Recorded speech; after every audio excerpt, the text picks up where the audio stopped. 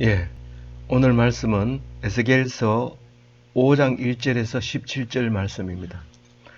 오늘 이 말씀은 어, 에스겔이 이 많은 사람들 보는 앞에 이스라엘 포로로 이스라엘 사람으로서 바벨론에 끌려간 어, 포로들 가운데에서 선지자로서의 그 행위를 볼 수 있는데 연기를 하는 거죠. 이제 앞으로 일, 어, 1차 포로 때 느부갓네살에게 붙잡혀 온 사람, 2차 포로 때 붙들려 온 사람, 그 중에 에스겔이 있었고요. 이제 3차 포로로 끌려오면 이스라엘은 이제 다 망하는 겁니다. 이제 이스라엘이 아직은 안 망했는데 2차 포로로 끌려온 에스겔이 끌려온 지 5년 만에 이스라엘이 멸망하는 것을 이제 예언하는데 말로 해서 안 되니까 이제 잊어버리지 않도록 행위 예술을 함으로써 의사 전달을 하게 됩니다. 그렇게 될 때 앞에서는 어, 이 1년을 꼬박 390일 그리고 40일 이래서 430일을 누워 있게 됩니다. 오른쪽 왼쪽으로 누워 있게 되는데 그때 일어나는 고통이나 뭐 욕창이나 뭐 이런 건 얘기하지 않습니다. 성경은. 그러나 어쨌든 그만큼 이제 누워 있게 됩니다. 밥도 안 먹고요. 밥 먹죠. 먹는데 누워서 먹게 되죠. 꼼짝 못 하니까 누워서 먹게 되고 그런 것을 많이 지나가는 사람들이 다 보게 되고 그 바벨론 포로로 온 사람들이 다 보게 됩니다. 그러면서 약 이 사람이 얼마나 오래 누워 있었느냐?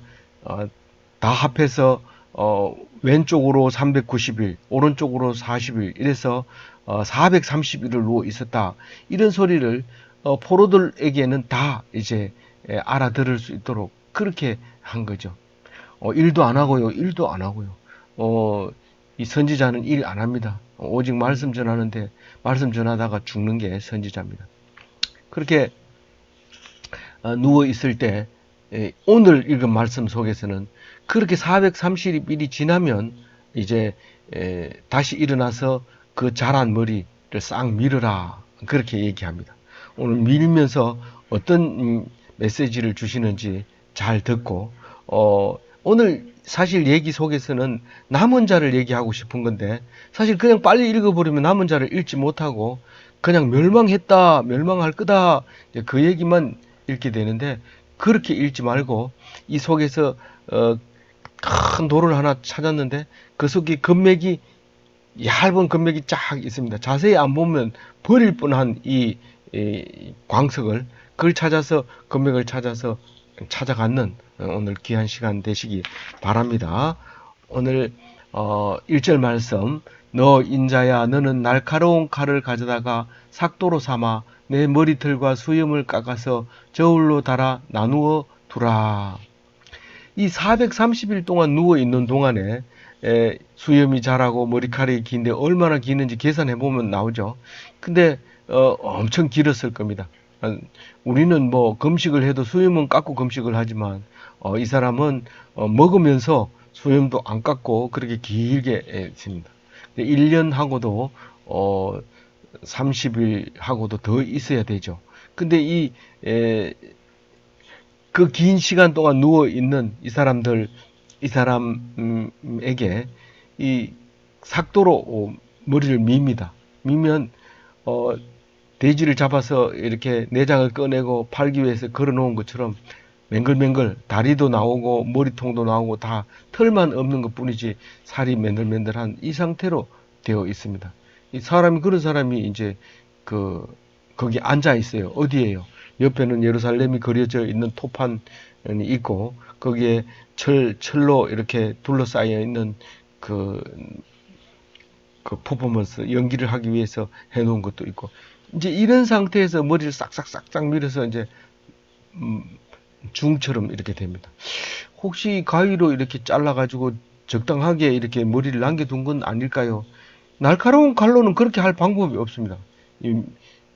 중이 이 머리 깎듯이 이렇게 칼로 이렇게 하면 면도가 됩니다. 털이 싹 밀어집니다. 그런 상태로 이제 앉아 있게 됩니다. 그러니까 방금 전에는 털이 나가지고 어디가 얼굴인지 모를 정도로 이렇게 털 복숭이가 돼 있다가 지금은 싹 밀어서 맨들맨들한 상태로 이제 있는데 어떻게 하는지 2절에 얘기를 합니다.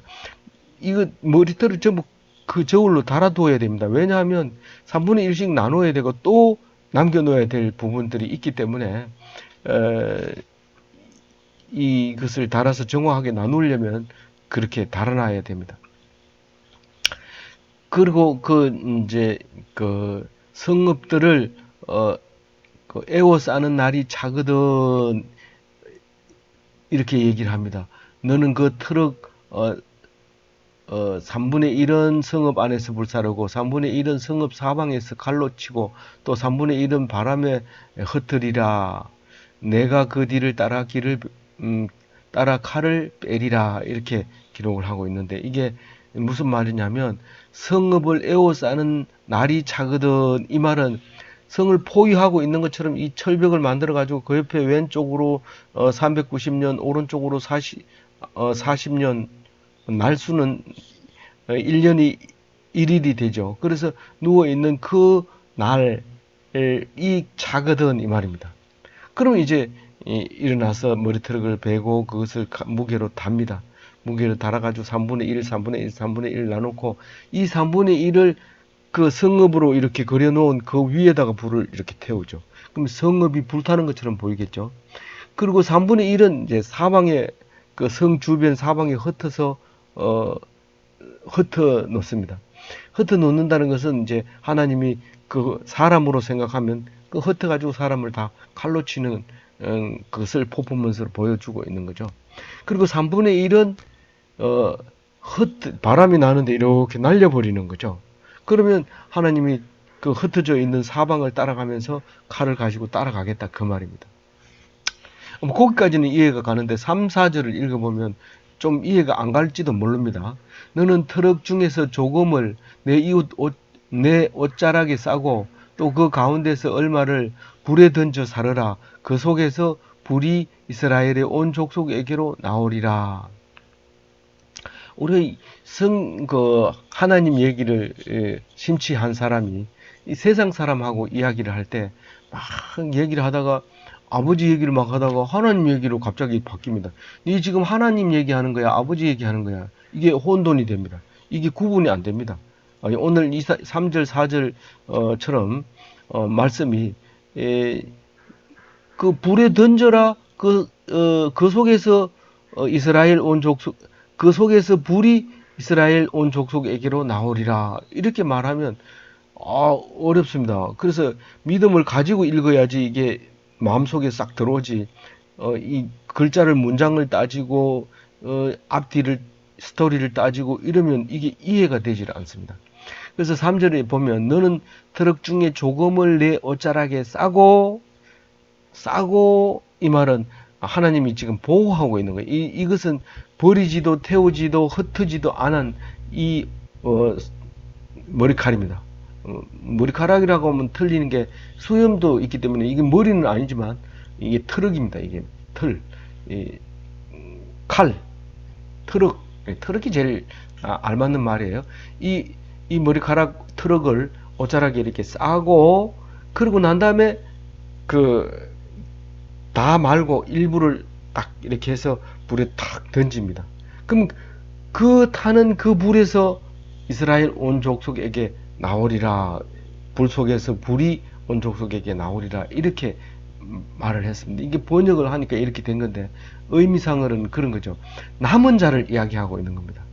하나님이 하고 싶은 말은 사실은 요 3, 4절에 있는 건데 그거를 설명하기 위해서 앞뒤로 장황하게 길게 얘기합니다.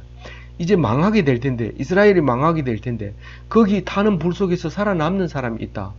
그 사람이 이스라엘의 온 족속을 만들 것이다. 이제 그 얘기를 하고 싶은 거죠. 근데 그 말을 그렇게 쉽게 너 죽어, 너 살아 이렇게 얘기하기가 어렵잖아요.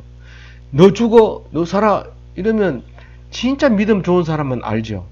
이건 살리는 사람이 사는구나 이러지만 문장으로 안 맞습니다. 그래서 너는 죽을 것이다. 그래놓고 한참 있다가 그 중에 몇 명은 도망가면 살릴 수도 있을 것이다. 이렇게 말하면 약간은 이해가 가죠. 그러면서도 또 뭔 생각을 하냐면, 왜 살릴 거면 왜 죽이냐? 하나님 왜 자꾸 쓸데없는 짓을 하냐?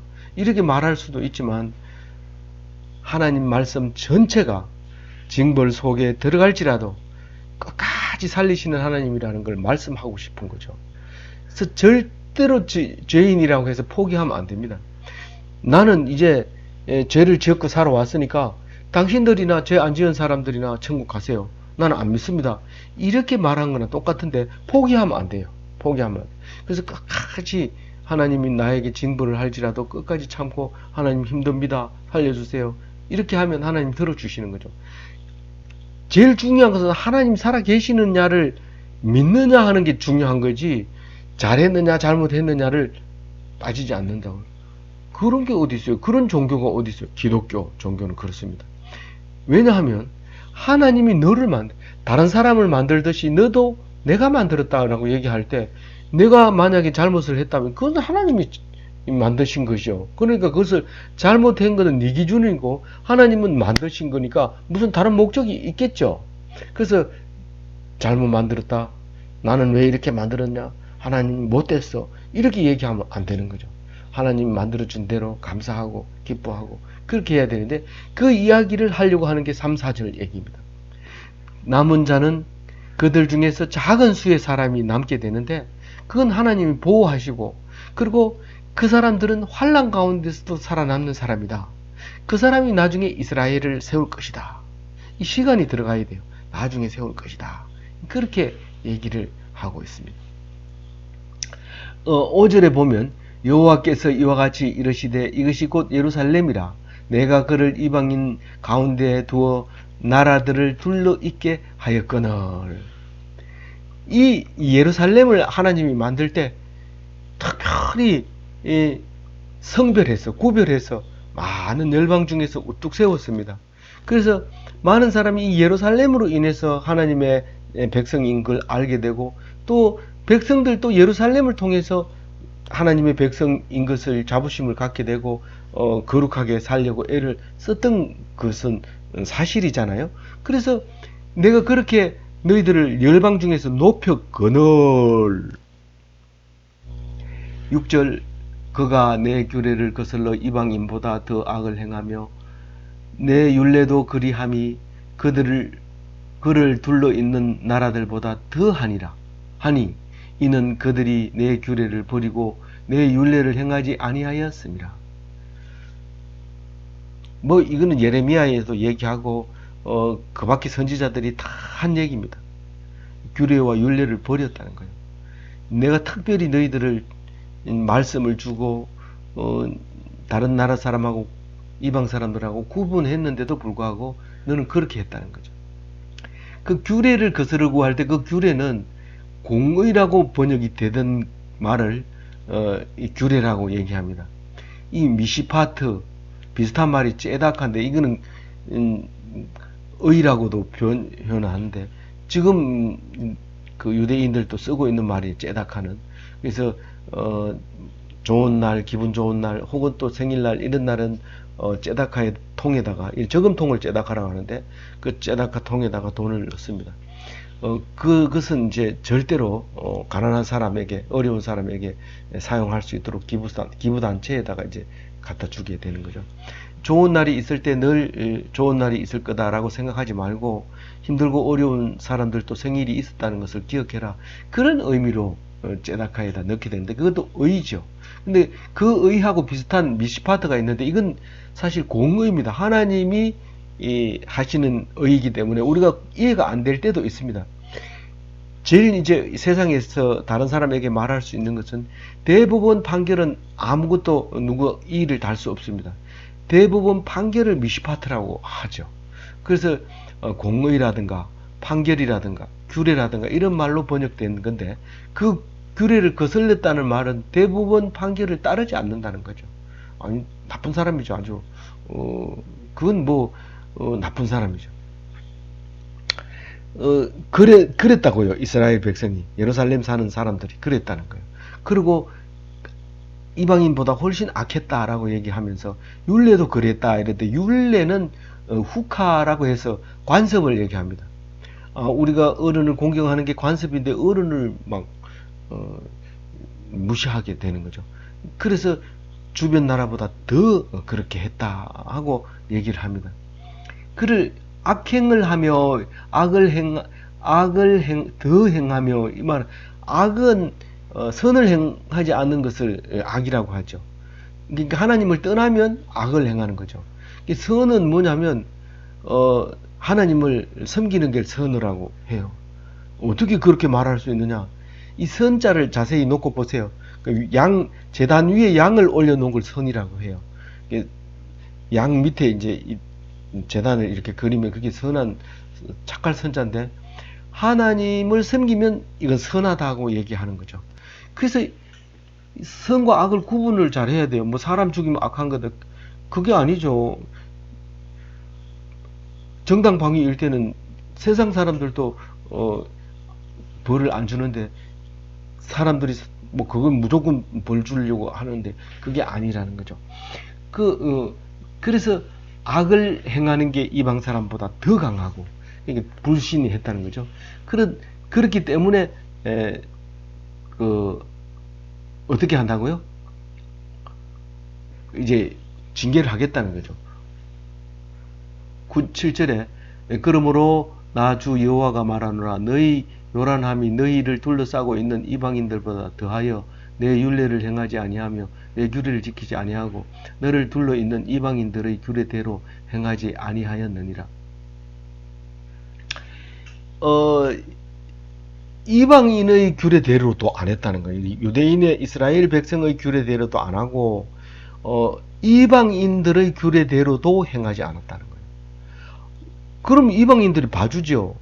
이 바벨론 규례대로 했으면 바벨론 왕이 철사를 가지고 코에다 끼워 가지고 끌고 가지는 않습니다. 왜냐하면 그 규례대로 행하면 따라가면 되는데 그 말도 안 들으니까 끼워 가지고 하는 거예요. 끼워 가지고.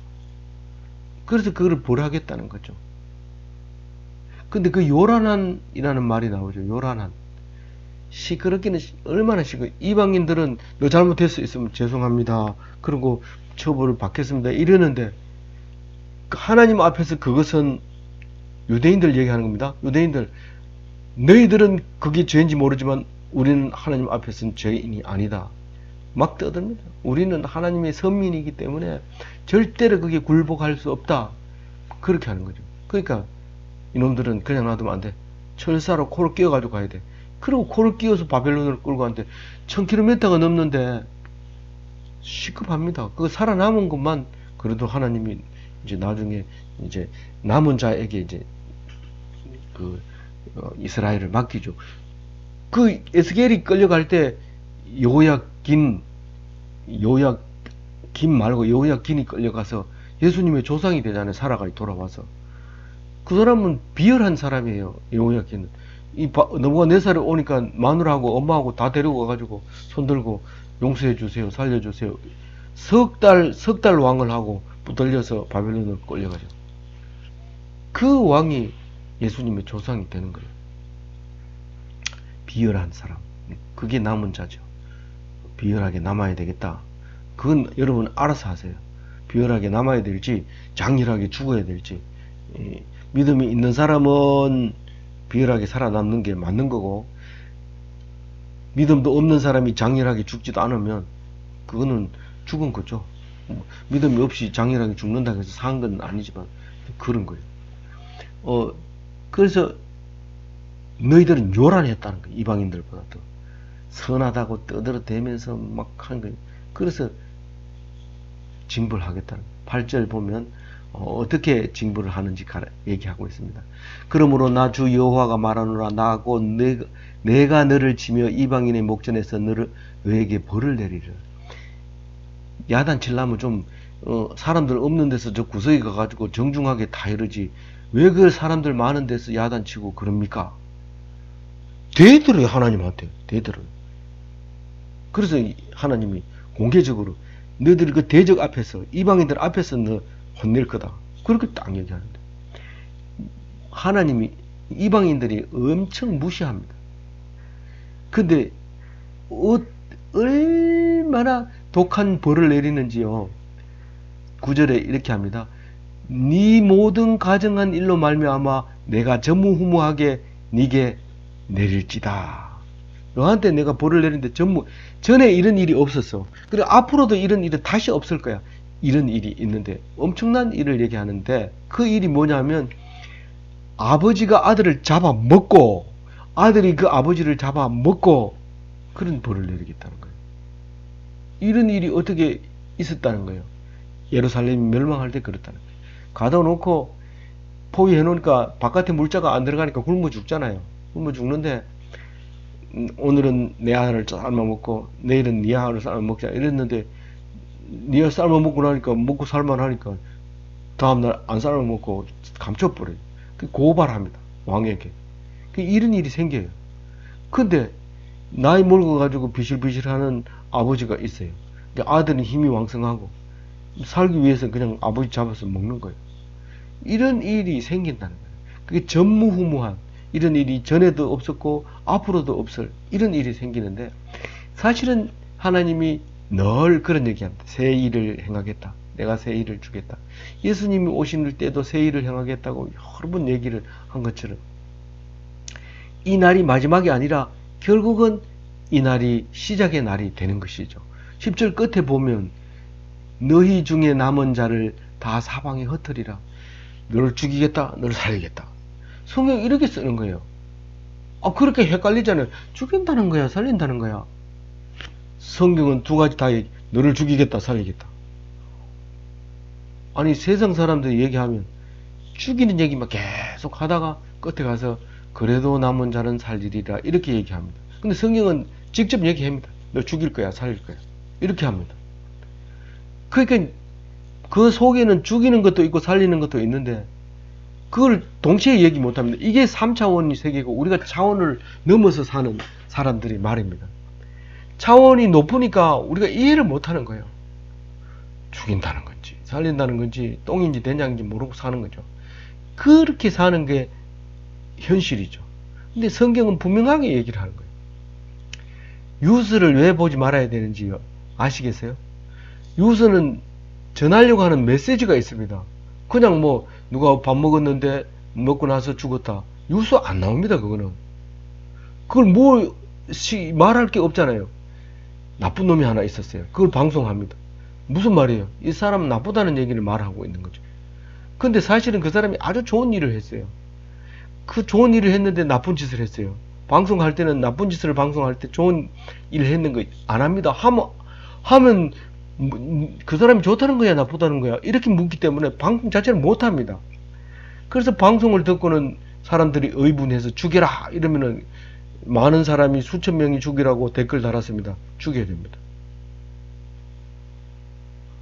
그 뭐 보고 죽이라 해요? 방송 듣고 죽이라 했잖아요. 그 방송은 뭘 했어요? 나쁜 것만 얘기했잖아요. 그 누가 책임질 거예요? 아무도 책임 안 지죠. 보도국장 보도 잘못했다고 날아가요? 그럼 보도국장 누가 해요? 안 합니다. 그래서 보지 말라는 거예요. 칭찬 노벨상 받았어요. 칭찬. 젊은 사람들은 게임에 집중하다가 힐끔 보니까 노벨상 받았어요. 와 대단하다. 다음에 찍을 때 저 사람 찍어야 됩니다. 뉴스는 계속 노벨상 받은 거 연일 방송합니다. 큰일 나요. 그럼 방송 안 보고 선거를 어떻게 합니까? 방송 안 보고 그냥 이렇게 이력서 보고 또 그러고 필요하면 전화도 한번 해봐요. 그리고 이렇게 찍어야 되죠. 제가 그 말 하면 방송국에서도 난리 나고 온 데서 난리 나겠지만 그래야 돼요. 뭐라고요? 전에도 없었고 후에도 없으리라. 이거는 막 꼼짝 못하고 이제 엄청난 징벌을 내릴 건데 그 중에 남은 자가 있다는 거예요. 그 중에 남은 자는 다 사방에 흩어지리라. 흩어지면 살아요. 흩어지면 살아. 뭐 우리가 세상 사람들은 우리가 뭉치면 살고 흩어지면 죽는다. 광화문 광장에 5시에 다 모여라. 전국에서 모여서 깃발 들고 정치를 무너뜨립니다. 살 사람은 흩어져야 돼. 그 모이면 망하는 거예요. 망하는 거예요. 그러므로 나 주 여호와가 말하노라. 내가 내 삶을 두고 맹세하노니 네가 모든 미운 물건과 모든 가증한 일로 내 성소를 더럽혔은즉 나도 너를 아끼지 아니하며 긍휼을 베풀지 아니하고 미약하게 하리니. 세상에 죄라고 하나님이 아들을 잡아먹고 아버지를 잡아먹는 죄를 벌을 준다 했는데 그 원인이 어디 있었냐면 하나님을 잘 못 섬겨서 그랬다는 거예요. 하나님을 잘 못 섬겨서. 가고 싶으면 가고 안 가고 싶으면 안 가는 게 교회지.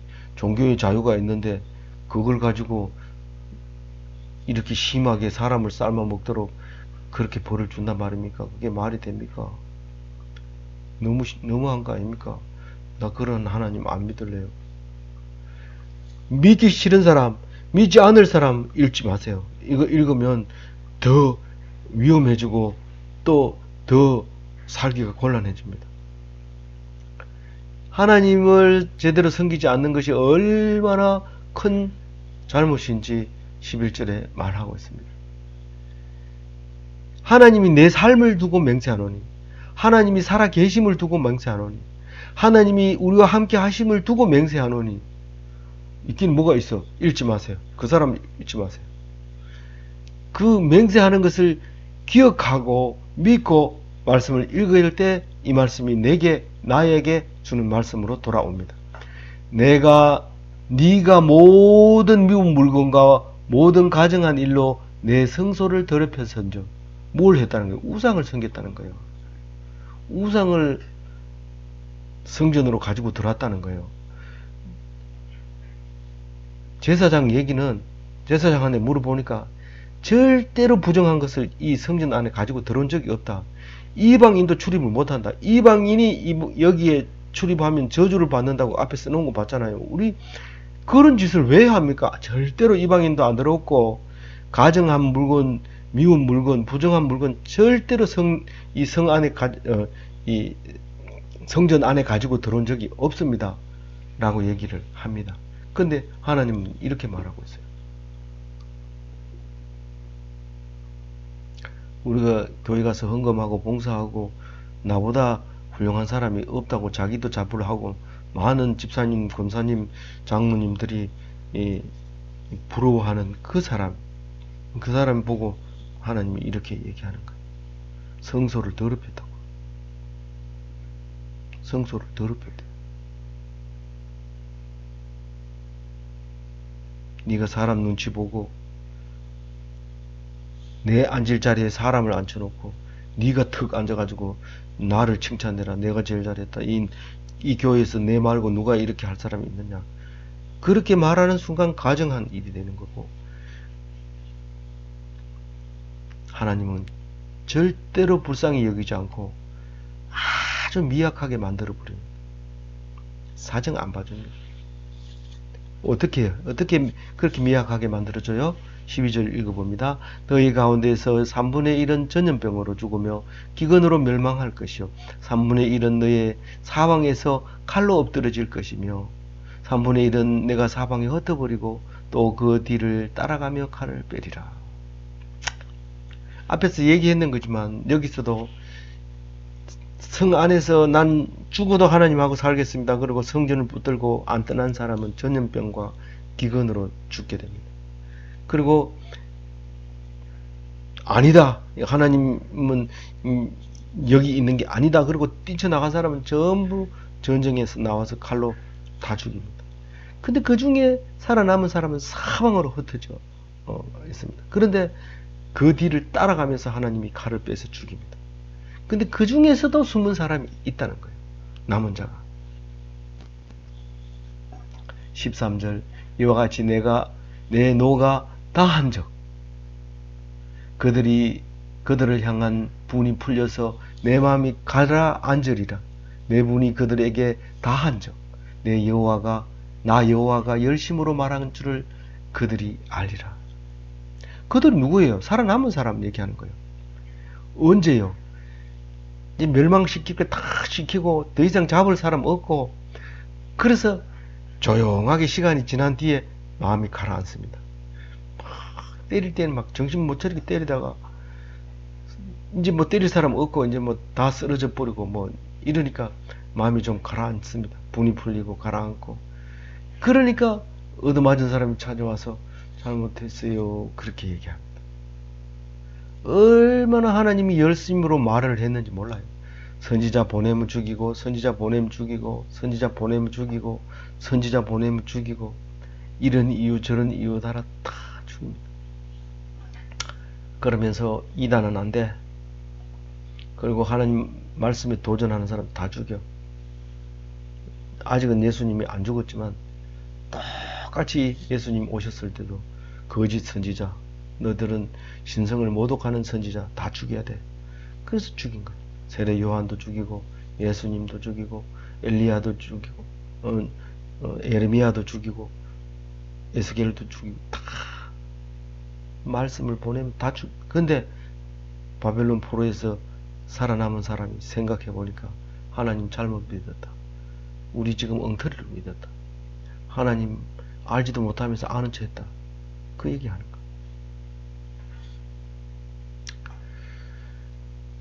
나 여호와가 열심으로 말한 줄을 그들이 알리라. 언제? 바벨론 포로에 가서 완전히 이스라엘은 없어진 상태에서 그때 가서 하나님이 얼마나 우리에게 열심을 다해서 말했는지 알게 되리라. 우리하고 관계없어요. 우리하고 관계있어요. 우리 보고 얘기하는 거예요. 성경 구약 39권이 이때 당시에 말한 거고, 지금 이 말씀이 살아있어서 성경 66권이 우리에게 열심히 말하고 있는 거예요. 바벨론 포로 갔다 와가지고도, 또 예수님 오시고 나가지고도 또 말씀하고 계셔서 성경 66권 하나님 말씀으로 우리에게 말씀하고 계신다는 사실을 우리가 알 수 있습니다. 자, 이제 징벌 내용을 하고 마치도록 하겠습니다. 14절부터 17절이 징벌 내용입니다. 자, 우선 첫 번째로 사람들을 황무하게 합니다. 그전에는 떡도 나눠 먹고 이사 오면 떡도 돌리고 이런데 그런 거 없어요. 그런 거 없고, 일하고 와서 하루 종일 있어도 인사도 안 하고, 갈 때 간다 소리도 안 하고, 올 때 온다 소리도 안 하고, 인사 안 하고 그냥 출근하고, 시간 되면 출근하고, 시간 되면 퇴근하고, 누가 왔는지 안 왔는지 그 시간에 그 자리에 가보고 있으면 왔다, 안 왔으면 가입표하고 결근했다, 이렇게 하는 거예요. 황무하죠. 너를 둘러싸고 있는 이방인들 중에서 모든 지나가는 자의 목전에서 모욕거리가 되게 하리라. 모욕거리가 이제 뒤에 나오죠. 이제 왜 모욕거리가 되는지. 그렇게 근무한 사람이 어떻게 돼요? 나갈 때 참 부끄럽게 나가죠, 회사를. 네가 근무 태만으로 징계를 받고 나가고 이럴 땐 참 부끄럽게 되죠. 그게 모든 지나가는 자들의 목전에서 모욕거리가 되려요. 이 지나가는 자가 사실은 사람을 기분 좋게 하기도 하고 나쁘게도 하는데, 뭐 지나가는 사람이 마음에 들면 이렇게 먹던 것도 주고 가고 이래서 참 지나가는 사람이 나를 다르게 이렇게 해줍니다. 그런 의미에서 보면 지나가는 사람 중요한데, 여기 있는 이스라엘 백성은 지나가는 사람에 대한 그 눈치를 많이 봅니다. 왜냐하면 이 메소포타미아와 이집트 사이를 왕래하는 길목에 있고 아주 병목에 있습니다. 병목에 거기를 통과하지 않으면 안팎으로 나갈 수 없는 그런 자리이기 때문에 이런 말을 많이 씁니다. 그래서 예루살렘 성전을 지었을 때도 지나가는 사람들이 평가가 아주 대단했던 것처럼 그렇게 지나가는 자의 눈치를 보게 되는데, 우리는 누구의 눈치를 보는지 말 안 해도 잘 알지 않아요. 내 노와 분과 중한 책망으로 네게 벌을 내린즉 너를 둘러싸고 있는 이방인들에게 네가 수치와 조롱거리가 되고 두려움과 경고가 되리라. 나 여호와의 말이니라. 수치와 조롱거리는 그렇게 잘난 체 하더니 아유 예루살렘 성전이 세상 나라를 다 지킨다고 올때갈때 말하면서 유대인이 유대교를 믿으라고 그렇게 얘기하더니 아유, 이게 수치와 조롱거리고요. 두려움과 권고가 되라는 것은 반대로, 이야, 저렇게 하나님이 지켜주던 나라, 역사가 엄청난 나라, 저 나라가 지금 망했대. 우리는 그것도 안 하고 어떻게 될까? 이렇게 두려움을 주면서 너도 그렇게 하면 그렇게 망하는 거야. 우상 섬기면 안 돼. 이런 경고를 탁 받게 되는 거죠. 그 말을 지금 15절에 하고 있고 16절에 내가 멸망하게 하는 기근과 독한 화살을 너희에게 보내되 기근을 더하여 너희가 의뢰하는 양식을 끊을 것이라. 이 멸망하는 기근의 이게 멸망하면 기아가 제일 그 독한 화살입니다. 독 화살을 맞으면 그냥 죽는 게 아니고 비실비실 되다가 하늘이 노래지다가 그 다음에 사람이 흐리해지다가 그냥 따까닥 끊어지는 게 아주 독한 화살을 기근으로 맞습니다. 그러다 그 기근에 기간을 더하게 되면 그래도 거기서 기운 찾아가지고 사람을 잡아먹기도 하고 이런 건데, 그래 먹는 것만 있으면 큰 소리 치고 먹는 것만 있으면 뭐 하나님, 야 먹는 거 있는데 하나님 무슨 필요가 있냐. 이게 옛날 얘기 아니고 지금 얘기예요. 3만 불 시대 되면 교회가 전부 문 닫고 불 끄고 뭐 전부 들어앉아 먹는데 배가 자꾸 나오고 살이 찌고 나중에는 뭐 고혈압으로 당뇨로 막 쓰러집니다. 그 방 안에서 약을 써도 안 되고 막 그냥 갑니다. 그렇게 되는데 그 의뢰하는 그 양식을 완전히 끊어서 피폐하게 만들어버리고, 마지막 17절에 내가 기근과 사나운 짐승을 너희에게 보내 외롭게 하고 너희 가운데 전염병과 살육이 일어나게 하고 또 칼이 너희에게 임하게 하리라. 나 여호와의 말이니라. 이 기근은 계속 얘기하는 거지만 참 기근이 어려운 문제지만 배가 불러도 자꾸 그 습관에서 벗어나지 않는 것 때문에 문제죠. 그래서 예수님이 강제로 가르쳐요. 일용할 양식을 주옵시고, 그는 날마다 기도하라는 거예요. 그렇게. 근데도 기도는 그렇게 해놓고 자꾸 먹어요. 배가 나오고. 사나운 짐승을 너희에게 보내 외롭게 하고, 먹는 거 없는 것도 힘든데 사나운 짐승이 와서 먹을 거 다 훔쳐갈 뿐만 아니라 그것도 사람까지 잡아먹으니까 외롭죠. 어디 가도 무서워요. 그리고 전염병이 돌게 하고, 참 전염병도 위험하죠. 그래서 출국할 때 전염병 약을 꼭 먹고 가야 되고, 전염병이 없는지 인터넷 검색해보고 가야 돼요. 그게 가지고 들어오면은요 죽을 사람이 되는 거예요. 완전히 역적이 되는 거고, 뭐 공항에서부터 격리시켜야 되는데 그거 피하려고 뭐 해열제 먹고 들어왔다가는 큰일 나요.